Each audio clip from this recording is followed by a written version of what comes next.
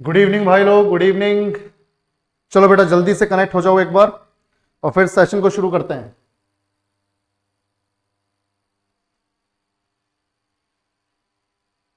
जल्दी से बताओ कि ऑडियो और वीडियो क्लियर है कि नहीं। गुड इवनिंग प्रभात, इवनिंग कमलेश्वरी, अपराजिता, गुड इवनिंग बच्चों, गुड इवनिंग। चलो बेटा जल्दी से कनेक्ट हो जाओ। और जैसे मैंने तुम्हें बताया था कि थर्सडे को जो हमारी क्लास नहीं हुई वो सैटरडे को हो रही है, प्लस तुम्हारा आज टेस्ट भी बनाना था ऑल इंडिया लेवल का, तो इस चक्कर में थोड़ी सी क्लास लेट हो गई है। पर कोई बात नहीं, आज जो हमारा कंटेंट है वो तो हम कवर कर ही लेंगे। फिर फाउंडेशन की क्लास है, जो भी यहाँ पे फाउंडेशन वाले हैं वो 7:15 पे मिलेंगे, ठीक है। चलो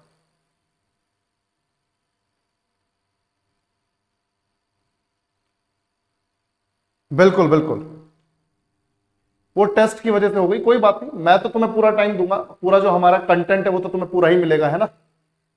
चलो शुरू करते हैं।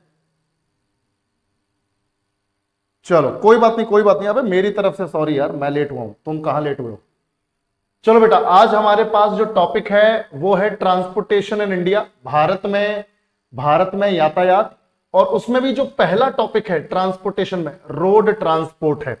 अच्छा एक चीज याद रखना बेटा, एक चीज याद रखना, इस पूरे चैप्टर में हम लोग 3 तरह का ट्रांसपोर्ट पढ़ने वाले हैं। ब्यूटी, क्या बात है बेटा, क्या बात है। कौन सा एग्जाम था? बहुत अच्छा लगा ये सुन के। मूछे उड़ा दी ना गौरव भाई, मूछे उड़ा दी मैंने।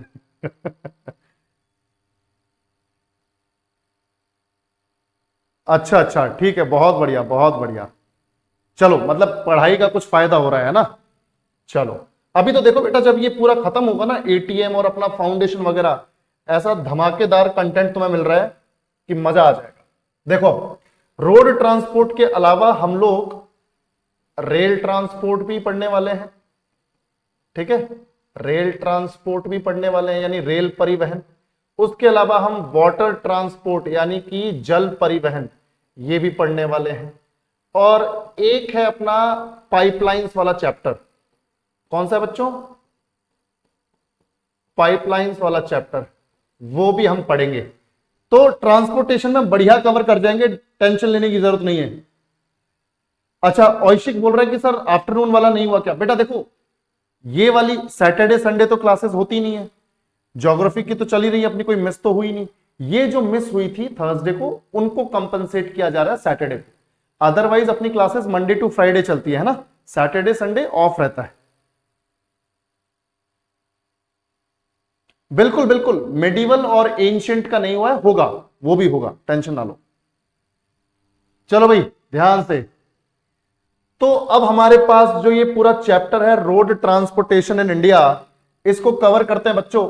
सबसे पहले तो मैं आप सबको बता दूं, जो भी हमारे एटीएम में बच्चे जुड़ रहे हैं बिना बेसिक्स क्लियर किए, तो मैं आप सबको बता दूं बेसिक्स क्लियर करना जरूरी है। 1% भी बेसिक क्लियर नहीं है तो एटीएम का कोई फायदा नहीं है।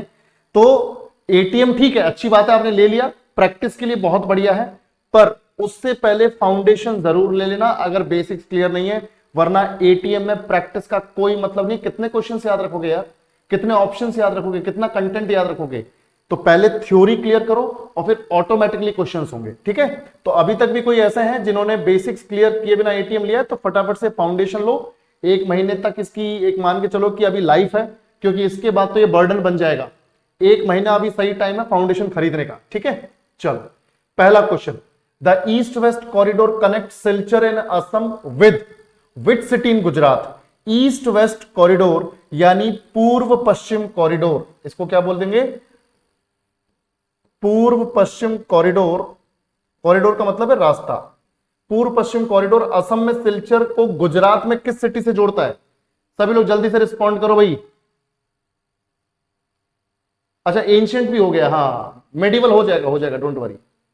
मेडिवल भी होगा, सब कुछ होगा यार, कुछ छोड़ेंगे नहीं, मेरे ऊपर भरोसा रखो थोड़ा। Thank you Vinay, thank you.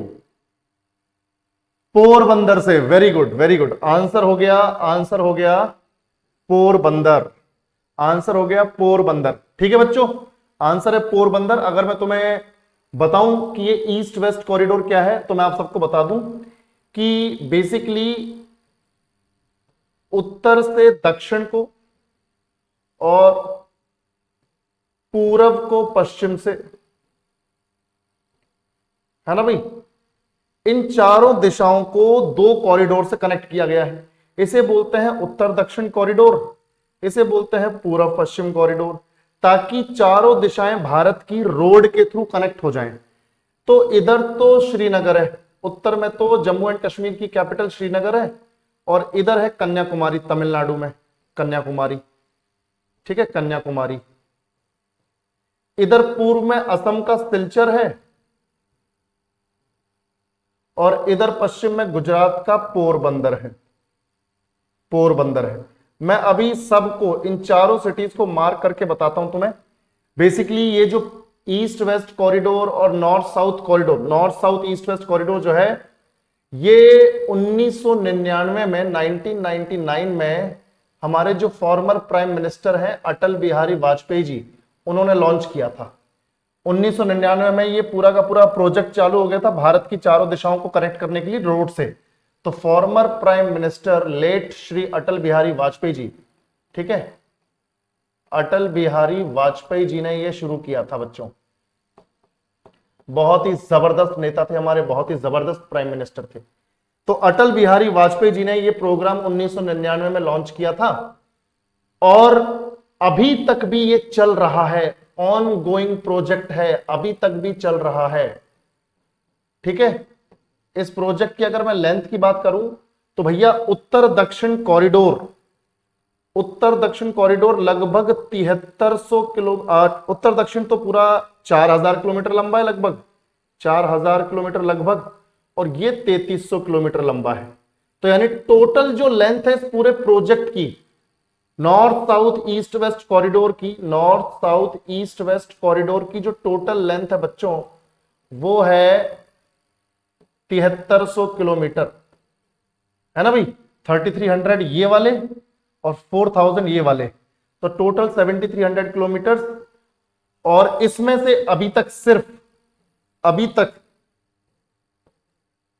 सिर्फ तो नहीं बोलेंगे, अभी तक 6835 किलोमीटर का काम जो है पूरा हो चुका है, यानी इतनी लंबाई का प्रोजेक्ट पूरा हो चुका है।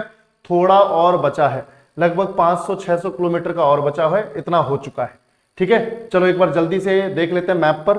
तो यहां देखो जम्मू एंड कश्मीर की कैपिटल श्रीनगर, यहां पर तो श्रीनगर, इधर तमिलनाडु में ये सदर्न मोस्ट पॉइंट है अपने मेनलैंड का। तो मेनलैंड इंडिया का मुख्य भूमि का सदर्न मोस्ट पॉइंट दक्षिणतम बिंदु कन्याकुमारी, तो कन्याकुमारी। तो बेटा ये तो हो गया अपना इस तरीके से, ध्यान से देखो, ये देखो,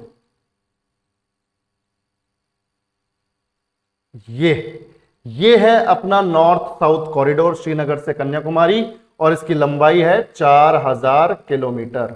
और ईस्ट कोस्ट देखो, ईस्ट वेस्ट कॉरिडोर यहां पर है, गुजरात के पोरबंदर से लेकर ये सिलचर है, असम में ये क्या है, सिलचर, तो सिलचर तक है ये इस तरह से।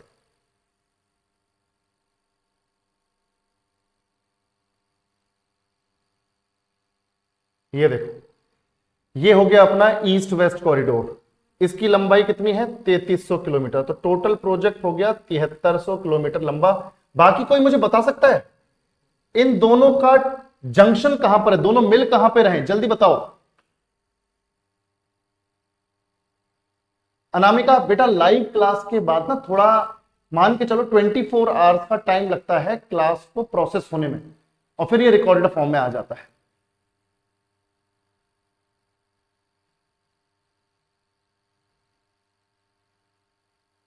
बिल्कुल बिल्कुल, इनका इंटरसेक्शन है झांसी में,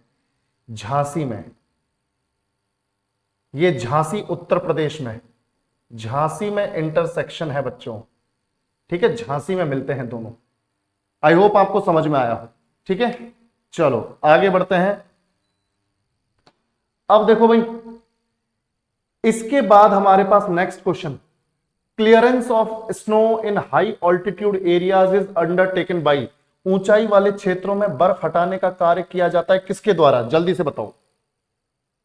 बिल्कुल बिल्कुल राज सिंह, प्लेलिस्ट बनवा देता हूं मैं एटीएम में, बिल्कुल प्लेलिस्ट बनवा देता हूं। एंशिएंट हिस्ट्री अलग, मॉडर्न हिस्ट्री अलग, इंडियन ज्योग्राफी अलग, मैं बोल देता हूं टीम को आज ही, ठीक है। Thank you for this reminder, बिल्कुल हो जाएगा। बीआरओ, वेरी गुड बच्चों। तो बीआरओ जो है भैया, द बॉर्डर रोड ऑर्गेनाइजेशन, ये ऊंचे क्षेत्रों में बर्फ हटाने का काम करती है। याद रखना, बॉर्डर रोड ऑर्गेनाइजेशन है ना भाई, सीमा सड़क संगठन, याद रखना, सीमा सड़क संगठन। तो ये मई 1960 में बनाई गई थी, मई 1960 में, मई 1960 में बनाई गई थी। और आज के टाइम में ये रक्षा मंत्रालय के अंडर है। किसके अंडर है बच्चों? रक्षा मंत्रालय, ministry of defence, ministry of defence के अंडर आती है बीआरओ। और इसका काम ही यही है कि जितनी भी सड़कें, बीआरओ का काम क्या है, इसका पर्पस क्या है, इसका उद्देश्य क्या है, इसका काम क्या है? इसका पर्पस है कि सीमावर्ती क्षेत्रों में सड़कें बनाना, यानी बॉर्डर एरियाज में रोड्स को कंस्ट्रक्ट करना, सीमावर्ती क्षेत्रों में सड़क निर्माण एवं बर्फ को हटाना, एवं बर्फ को हटाना। याद रखना बेटा, एक तो उद्देश्य क्या हो गया, सीमावर्ती क्षेत्रों में सड़क निर्माण एवं बर्फ को हटाना। इसी को हिंदी में लिखते हैं, इसी को हिंदी इंग्लिश में लिख देते हैं, to construct border roads, to construct border roads and clean snow. ठीक है भाई, चलो। तो ये इसका उद्देश्य है, मई 1960 में बनी थी, रक्षा मंत्रालय के अंडर आती है और मिनिस्ट्री ऑफ डिफेंस के अंडर आती है। इसीलिए बॉर्डर रोड ऑर्गेनाइजेशन में हमारे आर्मी के ही सिपाही, हमारे आर्मी के अफसर को ही तैनात किया जाता है, पर उनको ये सिखा के भेजा जाता है, उनको ये स्किल सिखाई जाती है कि सड़क कैसे बनानी है। ठीक है भाई। बेटा देखो, मैं आप सबको बता दूं, आरआरबी में मैं ज्योग्राफी नहीं पढ़ा रहा हूं। ठीक है, आरआरबी में मैं ज्योग्राफी नहीं पढ़ा रहा हूं, आरआरबी में मैं सिर्फ हिस्ट्री के लिए था। Geography, polity, economics, static GK, ठीक है, ये सब एनटीपीसी में आएगा मेरी तरफ से। बाकी वहां पर हरीश भैया हैं आपके, बहुत बढ़िया तरीके से कंटेंट उन्होंने दे रखा है, आराम से वहां पे पढ़ो, है ना। आरआरबी में I was there only to teach history. अब देखो ध्यान से, अब हमारे पास नेक्स्ट क्वेश्चन बेटा क्या है, the dash is responsible for the construction and maintenance of national highways, राष्ट्रीय राजमार्गों के निर्माण और रखरखाव के लिए कौन सा डिपार्टमेंट या कौन सी संस्था जिम्मेदार है? जल्दी बताओ, कौन जिम्मेदार है?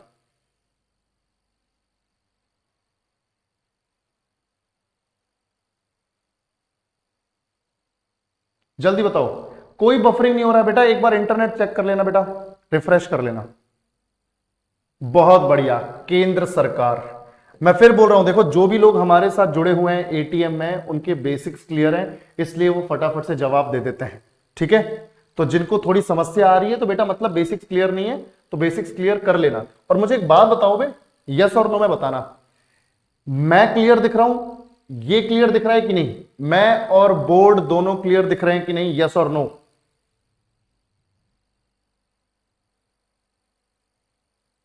जल्दी,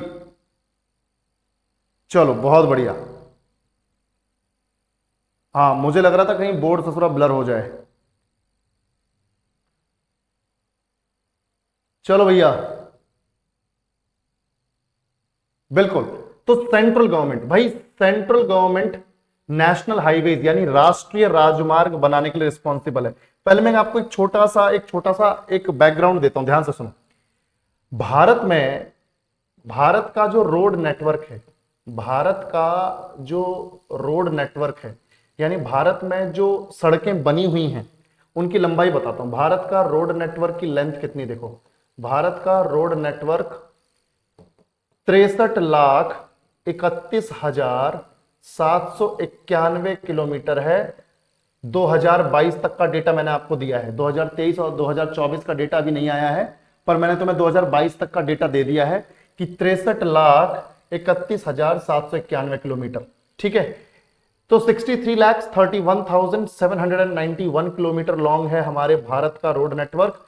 और भारत का रोड नेटवर्क बच्चों ये सेकंड लार्जेस्ट रोड नेटवर्क है, सेकंड लार्जेस्ट रोड नेटवर्क है यूएसए के बाद, यानी यूएसए का जो है वो पहले नंबर पर है।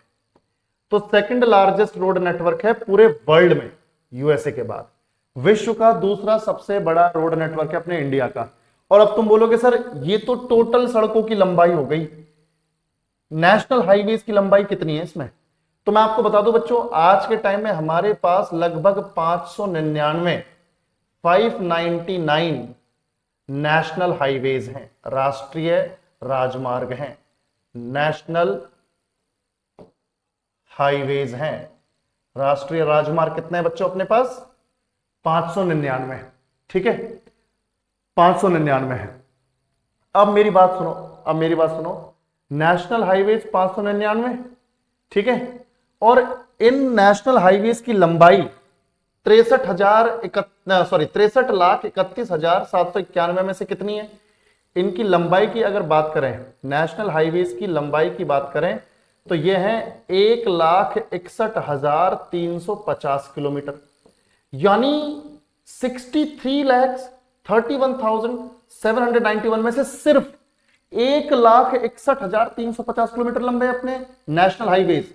जबकि अब तुम इसको अगर परसेंटेज में देखोगे तो मात्र हमारे टोटल रोड नेटवर्क का मात्र 2.5% है ये, यानी हमारी टोटल जो रोड नेटवर्क की लेंथ है उसका मात्र 2.5% हमारे पास क्या है, 2.5% हमारे पास क्या है, नेशनल हाईवेज है। ठीक है, नेशनल हाईवेज है, पर ये 2.5% नेशनल हाईवेज 40% रोड ट्रैफिक को कंट्रोल करते हैं, यानी 40% रोड ट्रैफिक कहां चल रहा है? नेशनल हाईवेज में। पूरे देश का 40% रोड ट्रैफिक नेशनल हाईवेज पर है, यानी इतने कम होते हुए भी, इतनी छोटी सड़कें होकर भी 40% ट्रैफिक को कंट्रोल कर रही हैं।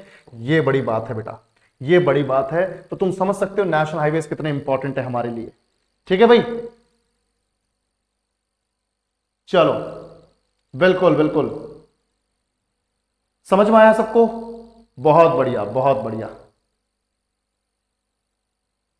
अच्छा, सुभाषीष बोल रहा है कि सर नेशनल हाईवे किसको बोलते हैं?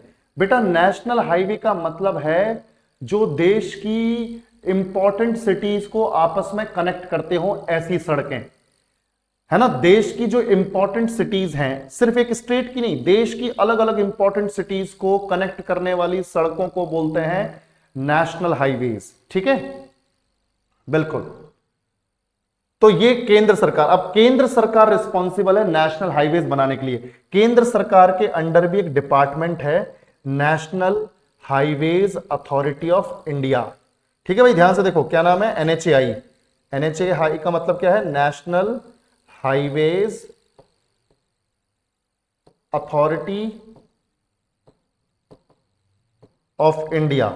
और ये जो संस्था है, ये जो डिपार्टमेंट है बच्चों, ये बना था 1988 में, 1988 में, 1988 में। और इसका हेडक्वार्टर दिल्ली में है, इसका हेडक्वार्टर दिल्ली में है, दिल्ली में इसका हेडक्वार्टर है, द्वारका में है, द्वारका नाम की जगह है दिल्ली में, द्वारका सेक्टर 10। तो ये इसका हेडक्वार्टर है, national highways authority of India. तो यही अथॉरिटी, यही डिपार्टमेंट रिस्पॉन्सिबल है नेशनल हाईवेज बनाने के लिए, उनको मैनेज करने के लिए, उनको मेंटेन करने के लिए, उनको रिपेयर करने के लिए। आई होप आपको समझ में आया हो। तो ये सेंट्रल गवर्नमेंट के अंडर आता है। ठीक है, चलो आगे बढ़ते हैं बेटा। Next question, which of the following highways covers most of Rajasthan. निम्नलिखित में से कौन सा राजमार्ग राजस्थान के अधिकांश भाग को कवर करता है? तो अगर कोई जवाब दे सकता है तो जवाब दो, बहुत बढ़िया सवाल है। बिल्कुल बिल्कुल, एनएचआई, एनएचएआई, ठीक है, और बीआरओ, बिल्कुल ये सड़क बनाते हैं।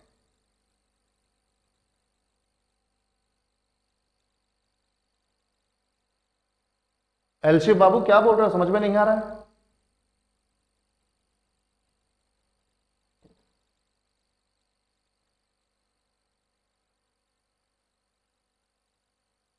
धीरज एक बार साहिल सर की वीडियोस देख लेना बेटा, यूट्यूब पे फर्क समझ में आएगा। अच्छा दिखी बोल रहा था ससुरा। चलो आंसर दो जल्दी से। NH15, NH15 भैया, NH15 जो है राजस्थान के एक बड़े हिस्से को कवर करता है। जैसे मैं आपको बताता हूं, ये देखो NH15 जो है ना बेटा, NH15 शुरू होता है पठानकोट से। ध्यान से सुनो, पंजाब में यहां पर है पठानकोट। कौन सी जगह है? पठानकोट। तो पठानकोट से शुरू होता है नेशनल हाईवे 15, और यहां गुजरात में एक जगह है समख्याली। समख्याली, समख्याली। तो पठानकोट से लेके समख्याली तक है NH15, नेशनल हाईवे 15। और बीच में कौन कौन सी सिटीज हैं? जैसे ये तो हो गया अमृतसर, ये हो गया फरीदकोट, ये हो गया गंगानगर राजस्थान में, ये हो गया बीकानेर, यहां पर ये हो गया बीकानेर, ये हो गया जैसलमेर, ये हो गया बाड़मेर। मैं ये सिटीज के नाम लिख देता हूं, ये सिटीज के नाम इंपॉर्टेंट है भाइयों, देखो ध्यान से। इसका नाम अमृतसर, अमृतसर। इसका नाम फरीदकोट, पंजाब में फरीदकोट। इसका नाम गंगानगर, राजस्थान में गंगानगर, ठीक है। इसका नाम बीकानेर, राजस्थान में ये क्या है? बीकानेर। इसका नाम जैसलमेर, सबने सुना होगा डेजर्ट असल में यहीं पर है, जैसलमेर। कुछ डेजर्ट यहां पर भी है, बाड़मेर, BARMER। और ये है समख्याली, ये क्या है? समख्याली। तो इस तरीके से ये है अपना नेशनल हाईवे 15, पठानकोट से अमृतसर, अमृतसर से फरीदकोट, फरीदकोट से गंगानगर, गंगानगर से बीकानेर, बीकानेर से जैसलमेर, जैसलमेर से बाड़मेर, बाड़मेर से ये। तो बेटा ये है नेशनल हाईवे 15। और इसका एक फैक्ट भी है अगर मैं तुम्हें बताऊं, this is the only national highway that passes through the Thar desert.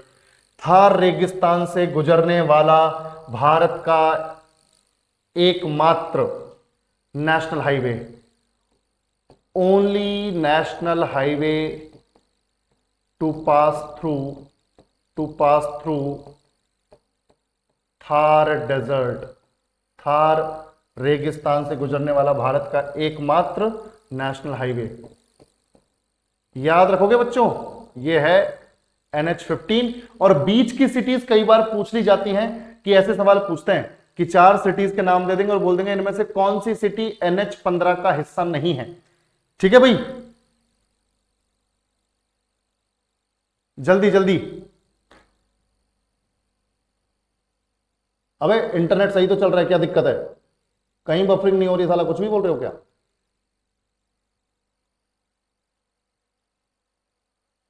Internet तो बढ़िया चल रहा है भाई।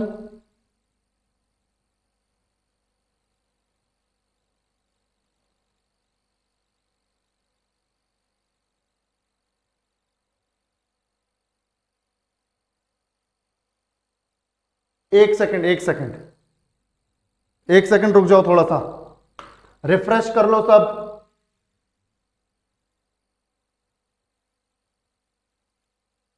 इंटरनेट इधर बढ़िया चल रहा है भाई, इधर इंटरनेट का कोई इशू नहीं है। तुम अपना एक बार इंटरनेट चेक करोगे? हाँ, रिफ्रेश कर लिया करो, रिफ्रेश कर लिया करो अगर ऐसा कुछ होता है। इधर इंटरनेट सब ठीक है।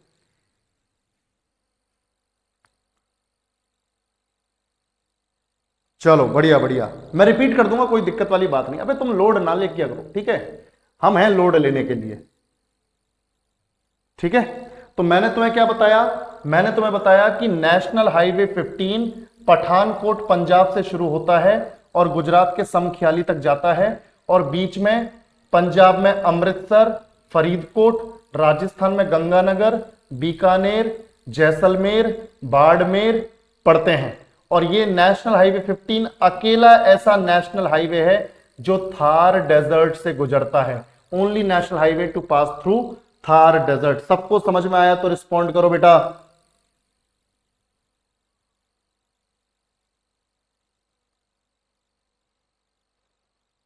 चलो बिल्कुल,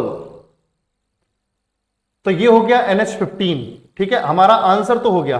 बाकी NH47A, NH8, NH7 में आपको बता देता हूं। NH8 जो है, नेशनल हाईवे 8 जो है, ये यहीं कर लेते हैं बेटा, देखो यहीं पे कवर कर लेते हैं, मजा आ जाएगा। NH8 देखो, NH8 जो है वो है बच्चों कहां से कहां तक, मैं आपको बताता हूं। NH8 जो है ये है दिल्ली से लेकर मुंबई तक, ठीक है। NH8 कहां से कहां, दिल्ली से मुंबई। तो दिल्ली से मुंबई ये NH8 है, ठीक है, इस तरह से है कुछ। ये देखो भाई, ये देखो, ये NH8 है, दिल्ली से मुंबई, दिल्ली से मुंबई NH8। उसके बाद NH7 देखो भाई, NH7 जो है केरल में है पूरी तरह से। केरल में ध्यान से देखो, एक जगह है कुंडनूर, केरल में एक जगह है कुंडनूर, और एक दूसरी जगह है कोचिन, कोचिन पोर्ट, कोचिन बंदरगाह, कोचिन बंदरगाह।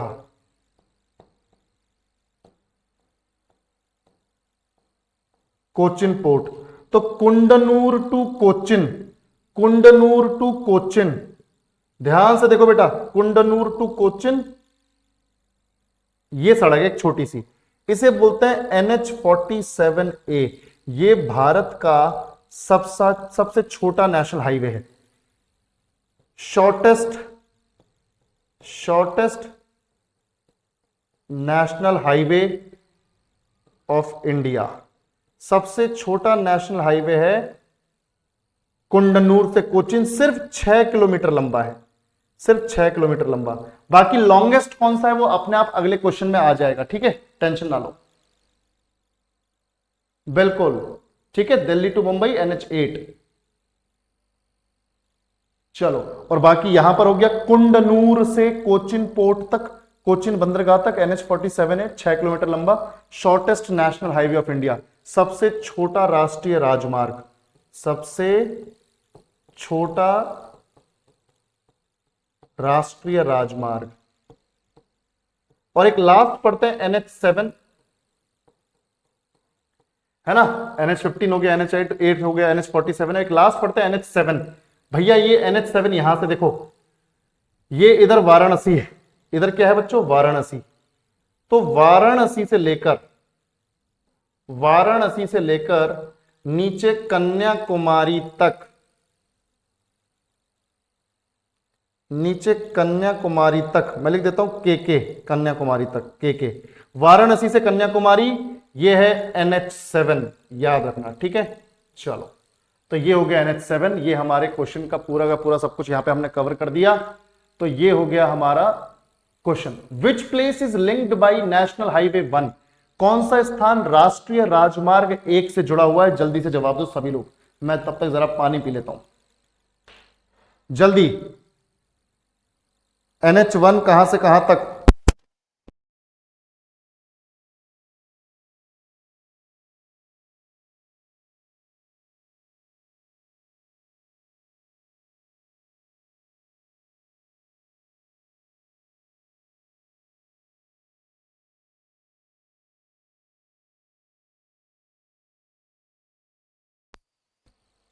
बिल्कुल बिल्कुल, देखो कुछ लोग सही जवाब दे रहे हैं, कुछ लोग सही जवाब दे रहे हैं, दिल्ली से अटारी, दिल्ली से अटारी या दिल्ली से अमृतसर भी बोल सकते हो, दिल्ली से अटारी कहो या दिल्ली से अमृतसर कहो, एक ही बात है।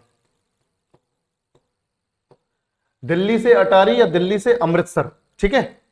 चलो मैं इसको मार करके बताता हूं आपको। देखो भैया ध्यान से, ये अपना दिल्ली है, ठीक है, और यहां पर है अमृतसर और यहां पर है अटारी, अमृतसर के पास ही पड़ता है। तो अटारी मार्क कर लो या अमृतसर मार्क कर लो, अटारी लिख लेते हैं और इधर अमृतसर लिख लेते हैं। तो दिल्ली से अमृतसर आ जाए एग्जाम में या दिल्ली से अटारी आ जाए, एक ही बात है। तो ये है हमारा नेशनल हाईवे 1। क्या है? National highway 1। और अगर तुम बोलोगे सर नेशनल हाईवे 2 भी मार्क कर दो, तो मैं बता देता हूं नेशनल हाईवे 2। देखो, नेशनल हाईवे 2 दिल्ली से कोलकाता, नेशनल हाईवे 2 दिल्ली से कोलकाता बच्चों, नेशनल हाईवे 2 राष्ट्रीय राजमार्ग 2 जो है वो दिल्ली से कोलकाता है, इस तरह से। ये है नेशनल हाईवे 2। और नेशनल हाईवे 1 और 2 को मिलाकर बोलते हैं GT road, grand trunk road. अंग्रेजों के द्वारा नाम दिया गया है grand trunk road, GT road. ये अंग्रेजों के द्वारा नाम दिया हुआ है। नेशनल हाईवे 1 और नेशनल हाईवे 2 को मिलाकर है ये, ठीक है। नेशनल हाईवे 1 और नेशनल हाईवे 2 को मिलाकर जीटी रोड। इसी को बोला जाता था सल्तनत काल में सड़क ए आजम, सड़क ए आजम, सड़क ए आजम, यानी सड़कों में राजा, सड़कों में राजा, सड़क ए आजम। या इसी को शेर शाह सूरी के टाइम पे बादशाही सड़क बोला गया, बादशाही सड़क, बादशाही सड़क। ये कब बोला गया? शेर शाह सूरी के टाइम पर। तो देखो भाई, ये ब्रिटिश के टाइम पर ये नाम था, ये इधर सल्तनत काल में, जब दिल्ली सल्तनत काल था, ठीक है, वो 5 राजवंश शासन कर रहे थे। ये शेर शाह सूरी के टाइम पर, जब हुमायूं को गद्दी से हटाकर शेर शाह सूरी ने शासन किया हिंदुस्तान पर। मैंने तुम्हें पूरा फाउंडेशन में बताया है कि कैसे वो बैटल ऑफ चौसा हुआ, बैटल ऑफ कन्नौज हुआ, और उसके बाद शेरशाह ने दोनों ही युद्धों में हुमायूं को हराकर यहां से भगा दिया। हुमायूं आज के पाकिस्तान के सिंध इलाके में रहा, उसके बाद ईरान में रहा, लंबे टाइम बाद वापस आया। तो बादशाही सड़क बोला गया शेर शाह सूरी के टाइम पर। शेर शाह सूरी ने इस सड़क को पक्का करवाया था, इस सड़क को पक्का करवाया था, बनवाया नहीं था, पक्का करवाया था। याद रखना बेटा।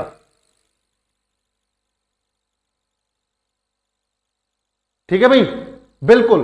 और एंशियंट टाइम में जो इसका नाम था, मौर्य वंश और हर्यंक वंश के टाइम पर, मौर्यास के टाइम पर, यानी मौर्य वंश के टाइम पर इसका नाम था उत्तरापथ।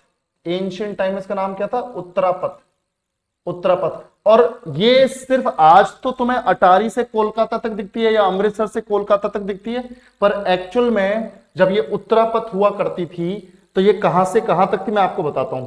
ये बेटा शुरू होती थी काबुल से। कहां से शुरू होती थी? काबुल से, अफगानिस्तान की राजधानी काबुल से, काबुल। फिर यहां पे ये पेशावर, कौन सी जगह बच्चों? पेशावर, पाकिस्तान में। फिर उसके बाद यहां पर लाहौर, कौन सी जगह? लाहौर। तो इस तरीके से ये सड़क थी, यहां से काबुल, पेशावर, लाहौर, अटारी, अमृतसर, ऐसे आगे। फिर कोलकाता से जाती थी ढाका। कहां जाती थी बच्चों? ढाका, ढाका। ढाका से जाती थी, यहां पे एक जगह है टेकनफ, यानी चटगांव के पास, चटगांव के पास एक जगह है टेकनफ, पर आप चटगांव ही याद रखो। तो यहां काबुल से चटगांव तक इस तरह से ये सड़क जाती थी। ये था भैया उत्तरापथ पहले। पर अब ना तो अफगानिस्तान अपना रहा, ना पाकिस्तान अपना रहा, ना बांग्लादेश अपना रहा, तो हमारे पास कोलकाता से अमृतसर या अटारी तक है हमारे पास अपना ये GT road, national highway 1 Amritsar से दिल्ली, दिल्ली से कोलकाता, नेशनल हाईवे 2। मुझे उम्मीद है कि आपको समझ में आया होगा। बिल्कुल।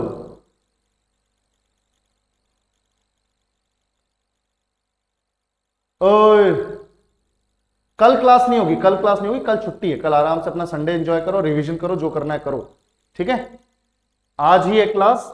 अब देखो भाई ध्यान से, ये हमारा हो गया, यहां पर ये क्वेश्चन पूरा हुआ भैया। तो दिल्ली से अटारी नेशनल हाईवे 1, दिल्ली से Kolkata national highway 2। In which year was the Setu Bharatam programme launched? Setu Bharatam कार्यक्रम किस वर्ष शुरू किया गया था? किसी को आइडिया है क्या? जल्दी बताओ। लगभग अक्षय, लगभग दिल्ली से कनेक्टेड है, पर हर कोई नहीं कनेक्टेड, हर रास्ता नहीं कनेक्टेड, ज्यादातर कनेक्टेड है। चलो, जवाब साला कुछ भी दे रहे हो तुम लोग, ये तो मालूम ही नहीं तुम लोगों को, ये नहीं मालूम भाई। 2016, मार्च 2016 में मोदी जी ने इसको इनॉग्रेट किया था, याद रखना भैया। मोदी जी ने, प्राइम मिनिस्टर मोदी ने इसको लॉन्च किया था 2016 में। और ये प्रोग्राम है क्या, इसका एम क्या है? देखो, इसका एम क्या है? सभी नेशनल हाईवेज को, जितने भी हमारे पास नेशनल हाईवेज हैं, और जो भी नेशनल हाईवे ऐसा है जिसके ऊपर रेलवे क्रॉसिंग है, रेलवे क्रॉसिंग होती है ना, फाटक लगे रहते हैं, रेल जाती है, जब फाटक खुलते हैं तो हम लोग आगे बढ़ पाते हैं। तो जिन जिन नेशनल हाईवेज पर रेलवे क्रॉसिंग्स हैं, 2019 तक, 2019 तक उन सभी नेशनल हाईवेज को, उन सभी नेशनल हाईवेज को रेलवे क्रॉसिंग से मुक्त करना इसका उद्देश्य था। तो सभी नेशनल हाईवेज जिनके ऊपर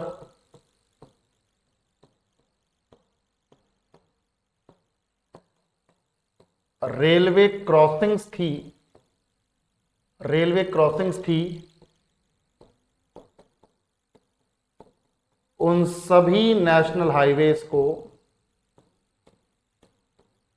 सभी एनएच, सभी नेशनल हाईवे जिनके ऊपर रेलवे क्रॉसिंग्स थी, उन सभी नेशनल हाईवेज को रेलवे क्रॉसिंग से मुक्त करना, रेलवे क्रॉसिंग से, रेलवे क्रॉसिंग से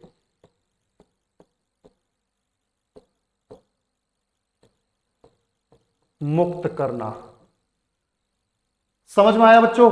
ये इसका उद्देश्य है। तो जो जो नेशनल हाईवेज ऐसे हैं जिनके बीच में रेल जा रही है, फाटक लगा हुआ है, फाटक खुलेगा तो आगे ट्रैफिक बढ़ेगा, तो ट्रैफिक ना इकट्ठा हो नेशनल हाईवे पर, स्मूथ ट्रेवलिंग हो, इसलिए नेशनल हाईवेज पर रेलवे क्रॉसिंग्स को हटाया गया। और ये 2019 तक करना था, 2019 तक ये प्रोजेक्ट था, ठीक है। तो लगभग ये सक्सेसफुल भी रहा। तो 2016 में ये लॉन्च हुआ था, ठीक है। Next question, which one of these comprises the golden quadrilateral? इसमें से किसमें स्वर्णिम चतुर्भुज शामिल है? जल्दी से बताओ, बहुत इजी है, जल्दी बताओ।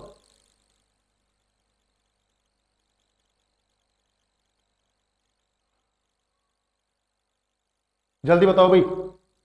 अरे माही गुप्ता, हम दे तुमको प्रसाद? ससुरे प्रसाद मांग रहा है, कंटेंट मांगो, कंटेंट, ठीक है।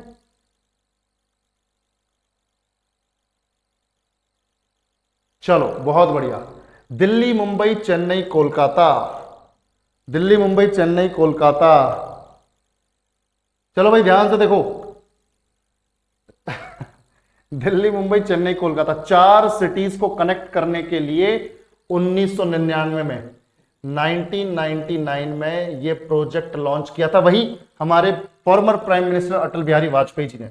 अटल बिहारी वाजपेयी जी के टाइम पे सड़कों की तरफ पूरा ध्यान गया है उनका, और आज तक सड़कें जबरदस्त तरीके से चल रही हैं, बनाई जा रही हैं।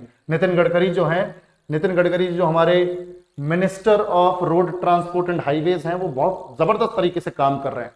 तो 1999 में बच्चों गोल्डन क्वाड्रिलेटरल प्रोजेक्ट को, इस प्रोजेक्ट को लॉन्च किया गया था, प्रोजेक्ट को लॉन्च किया गया।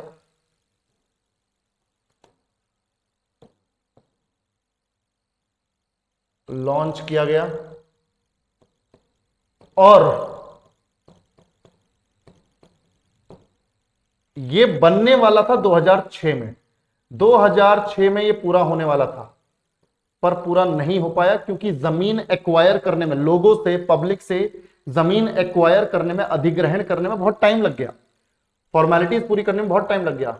तो पूरा होना था 2006 में, पर पूरा हुआ 2012 में, और 6 साल बढ़ गया। 2012 में पूरा हुआ ये प्रोजेक्ट, ठीक है। और ये golden quadrilateral project Delhi, Mumbai, Chennai और कोलकाता, 4 मेट्रोपॉलिटन सिटीज को कनेक्ट करता है। 4 मेट्रोपॉलिटन सिटीज को कनेक्ट करता है। अब अगर तुम बोलोगे सर मेट्रोपॉलिटन सिटीज क्या होती हैं, तो ससुरो ये मत सोचना कि मेट्रोपॉलिटन सिटीज मतलब जहां मेट्रो चलती हो। मेट्रोपॉलिटन सिटीज को कनेक्ट करता है। मेट्रोपॉलिटन सिटीज का मतलब क्या होता है मैं आपको बताता हूं। मेट्रोपॉलिटन सिटीज का मतलब है बच्चों, जिन शहरों की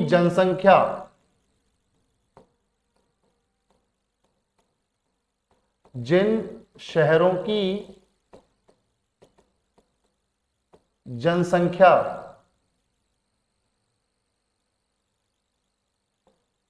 कम से कम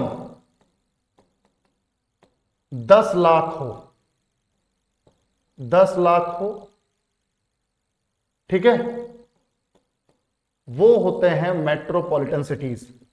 और अगर मेगा सिटी बोलते हैं तो मेगा सिटी का मतलब है जिसमें कम से कम 1 करोड़ हो। तो आज के टाइम, जिस टाइम पे प्रोजेक्ट लॉन्च हुआ था 1999 में, ये चारों शहर दिल्ली, मुंबई, चेन्नई, कोलकाता, ये सब मेट्रोपॉलिटन सिटीज थी, यानी इनकी जनसंख्या 10 लाख से 99 लाख के बीच में थी, 10 लाख से 99 लाख के बीच में थी। पर अब लगभग इनमें से सारी सिटीज की, लगभग सभी सिटीज की जो जनसंख्या है वो 1 करोड़ पार कर चुकी है। तो उस हिसाब से तुम ये मान के चलो कि सभी के सभी मेगा सिटीज बन चुकी हैं, ठीक है। पर हमें मेट्रोपॉलिटन सिटीज याद रखना है, और याद रखना है इस पूरे प्रोजेक्ट की लेंथ, इस स्वर्णिम चतुर्भुज की जो लंबाई है, इस प्रोजेक्ट की जो लेंथ है बच्चों, वो है 5846 किलोमीटर। ये लेंथ भी बहुत जरूरी याद रखना, लेंथ पूछी जाती है 5846, ठीक है भाई। बेटा एक चीज याद रखना, जैसे मनीष यहां पे सवाल कर रहा है कि सर ओल्ड और न्यू नंबरिंग सिस्टम में कैसे मतलब क्लैरिटी रखें या उसको कैसे क्लियर करें, तो मैं आप सबको बता देता हूं। आपको नया नंबर सिस्टम याद ही नहीं रखना है। एग्जाम में नया नंबर सिस्टम नहीं आ रहा है, एग्जाम में पुराना नंबर सिस्टम आ रहा है जो 2010 से पहले था, और मैंने तुम्हें अभी तक जो भी करवाया है वो पुराने नंबर सिस्टम से किया है। नया नंबरिंग सिस्टम अपडेटेड नहीं है पूरी तरह से। अभी तक भी सरकारी अफसर तक परेशान इस चीज से, उन्हें भी बार बार मैच करना पड़ता है कि यार पुराने वाले का अब नया नाम क्या है। तो कोई नया नाम आपसे नहीं पूछा जा रहा है, सारे के सारे पुराने नाम पूछे जा रहे हैं। तो जो मैं तुम्हें बोल रहा हूं उस पर पूरा भरोसा करके याद करो, ठीक है। समझ में आया बेटा?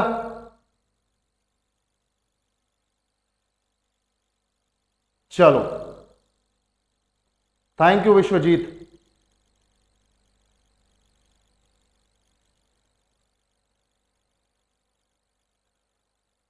विशाल कोई बात नहीं बेटा, फाउंडेशन है ये तो किसी भी एग्जाम की तैयारी करवा देगा तेरी, कोई जरूरत नहीं है कि रेलवे की तैयारी होगी। किसी भी वनडे एग्जाम की तैयारी कर ले इस फाउंडेशन से, पूरी की पूरी जीके तैयार हो जाएगी, ठीक है, टेंशन ना ले। अच्छा एक सेकंड, एक सेकंड, ब्लर हो रहा है, ब्लर हो रहा है, एक सेकंड मैं देख लेता हूं, मैं देख लेता हूं, मैं देख लेता हूं।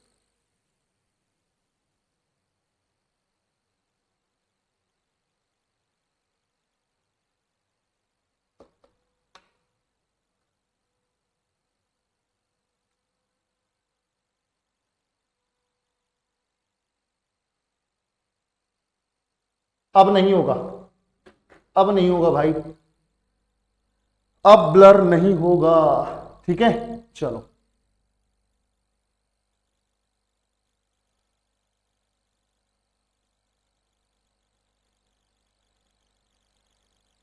Thank you Raj, thank you बेटा, सारे कवर हो जाएंगे अगर ध्यान से जो पढ़ लिया हमने पढ़ाया तो, ठीक है। चलो अब नहीं होगा, अब नहीं होगा। चलो बेटा नेक्स्ट क्वेश्चन।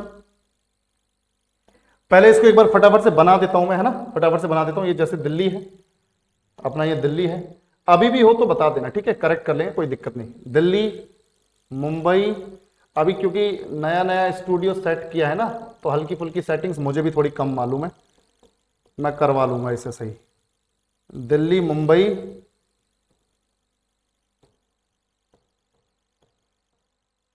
चेन्नई, कोलकाता। दिल्ली, मुंबई, चेन्नई, कोलकाता। चलो भाई, समझ में आया?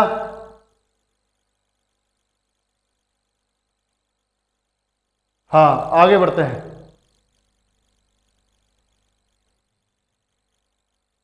Thank you Kamleshwari. तो बेटा देखो, दिल्ली से मुंबई, मुंबई से चेन्नई, चेन्नई से कोलकाता, और ये भैया यहां पर, ये देखो, तो यहां पर ये है नेशनल हाईवे 2 दिल्ली से कोलकाता, ठीक है। ये है नेशनल हाईवे 8 दिल्ली से मुंबई, है ना, नेशनल हाईवे 8। ये है नेशनल हाईवे 4 मुंबई से चेन्नई, और ये है नेशनल हाईवे 5। तो याद रखना, गोल्डन क्वाड्रिलेटरल प्रोजेक्ट में 5284, या फिर ऐसे याद रख लो 2845, ठीक है। और इसकी पूरी जो लेंथ है वो है 5846 किलोमीटर। बाकी तुम बोलोगे सर कौन सी जो भुजा है वो लंबी है, तो मैं आपको बता दूं लॉन्गेस्ट ये है, ठीक है, लॉन्गेस्ट है ये वाली, ये लॉन्गेस्ट, इसकी लंबाई 1684 किलोमीटर। फिर दूसरे नंबर पर ये 1453 किलोमीटर, फिर ये 1419 किलोमीटर, और फिर ये 1290 किलोमीटर। तो ये हो गई शॉर्टेस्ट, ठीक है भाई। चलो, समझ में आया? बहुत बढ़िया, बहुत बढ़िया। नेक्स्ट क्वेश्चन देखो, एज पर ministry of road transport and highways, national highways carry कितना % of India total road traffic? मैं ऑलरेडी आपको बता चुका हूं, जल्दी बताओ, जल्दी बताओ। अभी हम लोगों ने डिस्कस किया था 40%, वेरी गुड, 40%। और ये पूरे रोड नेटवर्क का 2.5% है, 2.5% of total length of road network in India, है ना। भारत की जो पूरी रोड नेटवर्क की लेंथ है उसका 2.5% है, ठीक है। हमारे नेशनल हाईवेज 2.5% है नेशनल हाईवेज, और वो 40% रोड ट्रैफिक को कंट्रोल करते हैं। तो नेशनल हाईवेज कितने हैं? 2.5% of total length of road network in India. चलो, बहुत बढ़िया, ये हम ऑलरेडी डिस्कस कर चुके हैं, तो आंसर इजी था।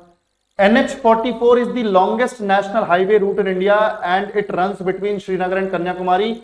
What is its length? भैया इसकी लेंथ है 3745 किलोमीटर, लगभग तुम इसे 4000 किलोमीटर भी बोल सकते हो, ठीक है। ये है 3745 किलोमीटर, और इसी को बोलते हैं, इसी NH44 को, जो कि लॉन्गेस्ट है, इसी को बोलते हैं नॉर्थ साउथ कॉरिडोर, है ना। अभी बताया था श्रीनगर से लेकर नीचे कन्याकुमारी तक ये है हमारा, ध्यान से देखो भैया,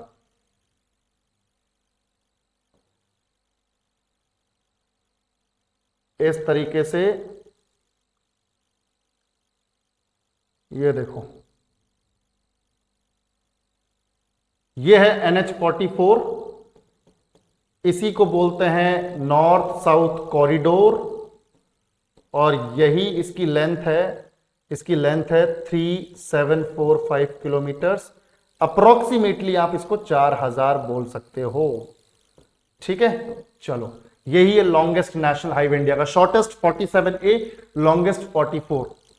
तो इस तरीके से हमारा सेशन आज का यहीं खत्म होता है। उम्मीद है कि आपको समझ में आया होगा, और जिनके भी बेसिक्स क्लियर नहीं है फटाफट से इसको ज्वाइन कर लो भैया, वरना एटीएम में रहने का भी मतलब नहीं है, क्योंकि थ्योरी होगी तो सवाल अपने आप होंगे, और सवाल होंगे तो मजा आएगा, और मजा आएगा तो समझ लो कॉन्फिडेंस बूस्ट होगा, और कॉन्फिडेंस बूस्ट हुआ तो सीधा असर दिखेगा तैयारी में, एग्जाम में। ठीक है भाई, चलो तो आज के सेशन को यहीं खत्म करते हैं और फटाफट से मिलते हैं, फटाफट से मिलते हैं फाउंडेशन में। फाउंडेशन के लिए 5 मिनट का टाइम दो, अभी मिलते हैं फाउंडेशन में, ठीक है। चलो